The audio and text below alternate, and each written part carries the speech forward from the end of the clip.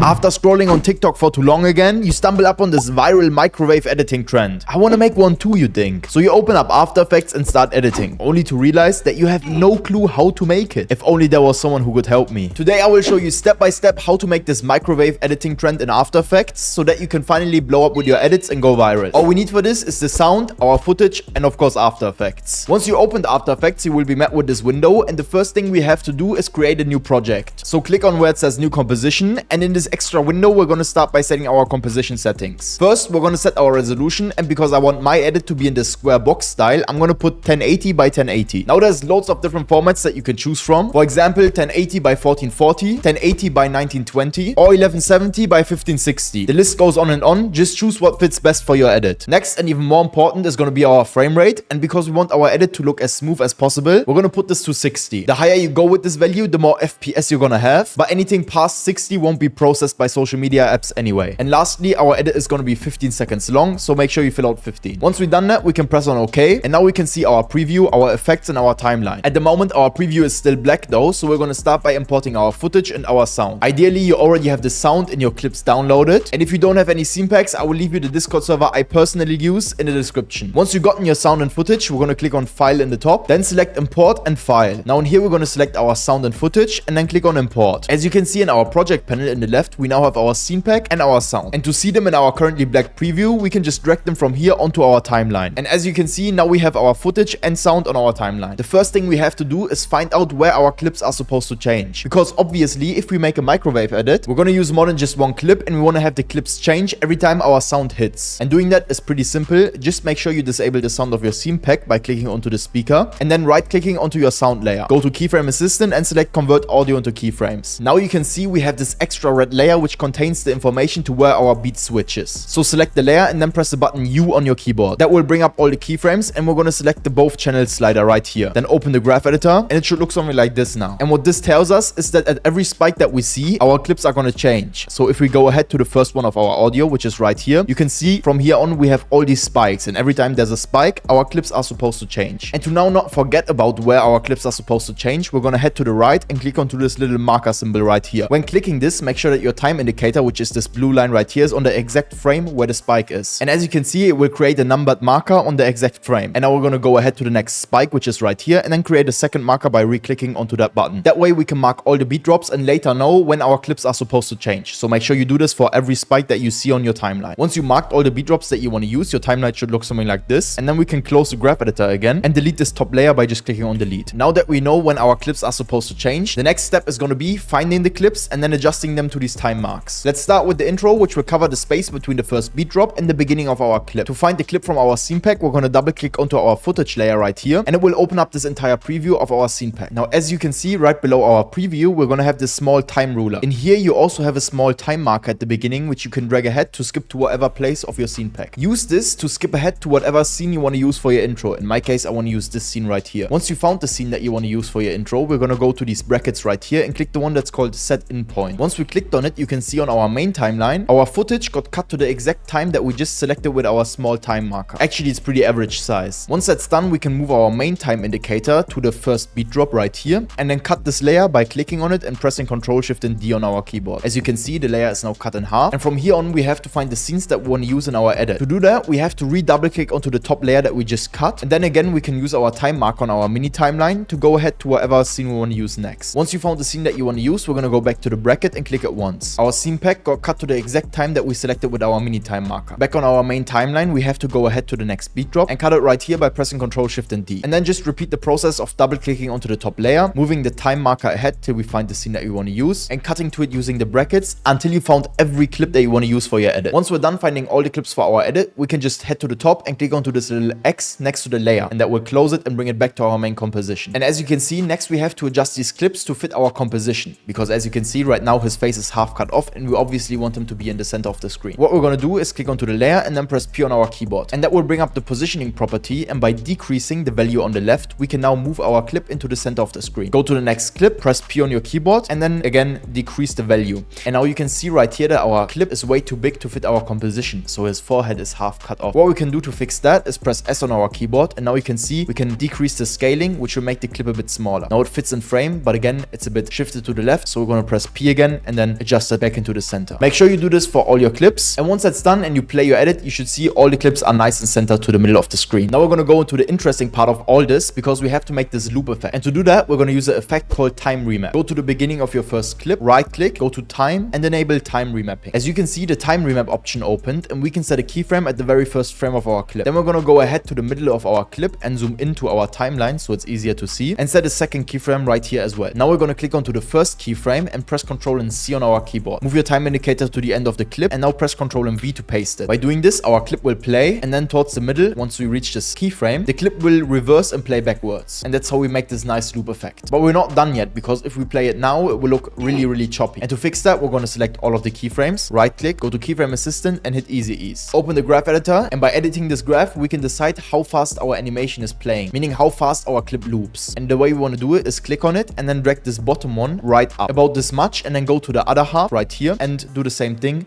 Move it about the same amount up and now our graph should look something like this. Once that's done, we can close the graph editor and we're now going to do that for all our clips. So go to the beginning of the next clip, right click, go to time, select enable time remapping and then set a keyframe at the very first frame. Go to the middle of this clip, which is approximately here, and then set a second keyframe right here. Go back to the first keyframe and click on it and then press Ctrl and C to copy this one. Go to the end of your clip and then paste it by pressing Ctrl and V. Select all the keyframes, right click, go to keyframe assistant and hit on easy ease. Then open the graph editor and again start by selecting the left one, drag it up and then go to the right one and drag it up as well. Unfortunately, you have to make this effect for every clip over and over. So you can't make it once and then copy paste it onto the others. That won't work. So make sure you take your time and apply the effect to all your clips. And if you're too lazy to do all of this, don't worry, the project file will be available to all my community members in the second link in the description. Once we apply the time remapping and play our edit, you can see it looks very choppy. And that's because we have to enable 2 more settings. So make sure you select all the clips we just put the time remap on and then click on these 2 buttons right here. We have motion blur, which will make the movements a bit smoother, and then frame blending. We're going to click that twice so it looks like this. Now when we play ahead, you will see it looks way smoother, better than before. Next we have to add our zooms, and the zooms are quite different from normal edits because we want them to zoom in and then zoom out throughout the clip. But before we get to adding the zooms, we want to make sure we pre-compose all of these layers. So make sure you right click, go to pre-compose, select the bottom option and enable this check mark. Then press OK and do this for all your clips. Once we pre-composed all the layers, we're going to go to our effects and presets and search for the S_blur curves effect. And if you don't have this effect, you can get it from the Discord server in the description. Drag it onto your layer and then at the beginning of your clip, we have to set a keyframe for the Z distance. Make sure the value is set to 1. Press U on your keyboard and then go to the end of this clip right here. Set a second keyframe and also leave the value at 1. The interesting part, how we actually make the zooms, is now going to be happening in the graphs. So select both the keyframes, right click, go to keyframe assistant and hit easy ease. Then open your graph editor and zoom in a bit. Click onto the graph and as you can see, currently it's flat, meaning there's no movement happening. And to make our zoom effect go from zooming in to zooming out in the same clip, we're going to go to the middle of with our time indicator so we can preview how much zoom we have. And then we're going to select this first handle and drag it straight down. And then whenever you have enough zoom for your preference, we're going to stop and then do the same thing but the other way around. Select this one, drag it to the right and all the way down to the exact same height. Now if you want less zoom, if this is a bit too much for you, you can obviously drag these handles a bit up. So if you go for something like this, you will have less zoom,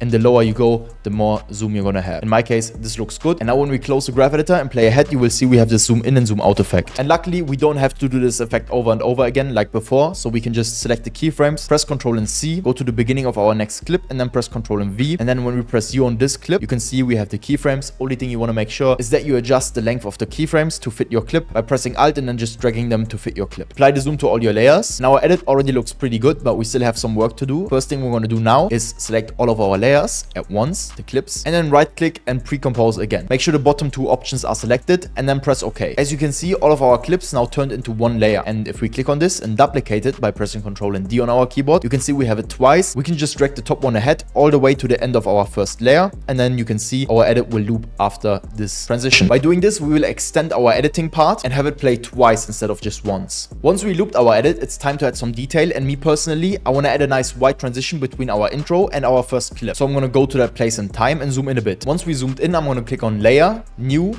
and select solid. Here we're going to change the color to white, very important, and then press on OK. Now you can see our entire screen is covered in this white solid layer, and we can move our time indicator 1 frame to the left, cut the solid layer by pressing Ctrl Shift and D, and then delete whatever comes before that part. Then we also want the solid layer to end again, so we're gonna go 2 frames to the right, so that our solid layer is a total of 2 frames long, and cut the solid layer again by pressing Ctrl Shift and D. Now if you play on our intro, you can see we have this nice white transition, and there's hundreds of these transitions that you can use for your edit to make it spice up between single clips or the loop or the intro. That's why I made a separate tutorial where I show you the most viral transitions, which you can watch by clicking in the top right corner. Once we edit all the transitions, it's time for the most important part, which is going to be adding a good color correction. You should always apply your color correction to a new adjustment layer, so head to the top, click on layer, select new, and then adjustment layer. And if you don't want to have my exact color correction I use to turn my edits from looking like this into looking like this with just 1 click, make sure to check the first link in the description, because I'm still currently running a huge opportunity in my shop. You can get up to 70% of the presets that I use to make my edits look the best as possible. Limited time offer. Once you edit your high quality color correction, there's one last step. We're going to select all of our layers at once and then pre-compose them again into a separate composition. So right click and select pre-compose. Select the bottom 2 options and press on OK. Now you should have a nice long composition, and we're now going to go to our effects and presets and search for RSMB. Select RSMB Pro and drag it onto your layer. Put the main BG blur amount from 0.5 to 1 and the main BG sensitivity all the way up to 100. So now export our edit out of After Effects. We're going to head to the top and click on composition. Select add to render queue, and then if you have After Effects 2023 or above, you can just use the normal H.264. If not, click on it once, and then for the format, select QuickTime. Press OK, and then set your output, meaning where you want your edit to be saved. Once that's done, press on render, and note that this might take a while depending on how fast your PC is. Once you edit finished rendering, this should be your final result. And if this video helped you, you have to subscribe, leave a like, and see you next time.